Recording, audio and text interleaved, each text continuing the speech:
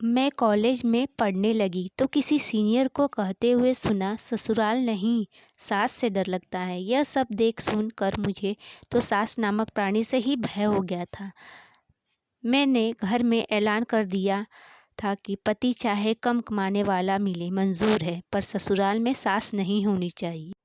अनुभवी दादी ने मुझे समझाने की कोशिश की, बेटी सुखी जिंदगी के लिए सास का होना बहुत ज़रूरी होता है। पर मम्मी ने धीरे से बुदबुदाई कि चल मेरी न सही, तेरी मुराद तो पूरी हो जाए। शायद भगवान ने तरस खा कर मेरी सुन ली।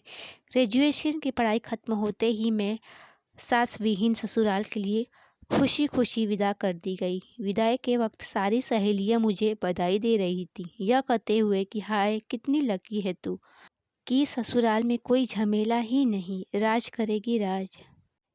लेकिन वास्तविक ज़िंदगी में ऐसी बात नहीं होती। सास यानी पति की प्यारी और तेज तर्रार माँ का होना एक शादीशुदा स्त्री की ज़िंदगी में बहुत मायने रखता है। इसका एहसास सबसे पहले मुझे तब हुआ जब मैंने ससुराल में पहला कदम रखा। न कोई ताना, न कोई गाना, न कोई सवाल और न ही कोई बवाल। बस एंट्री हो गई मेरी बिना किसी झटके के।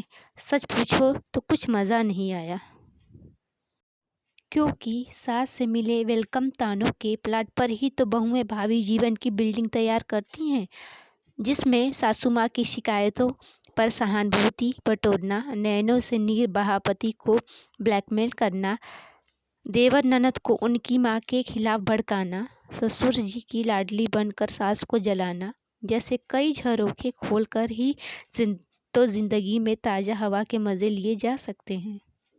सास बिना ससुराल अधूरा है। फ्रेंड्स, स्टोरी पसंद आए तो चैनल को लाइक, शेयर और सब्सक्राइब करें।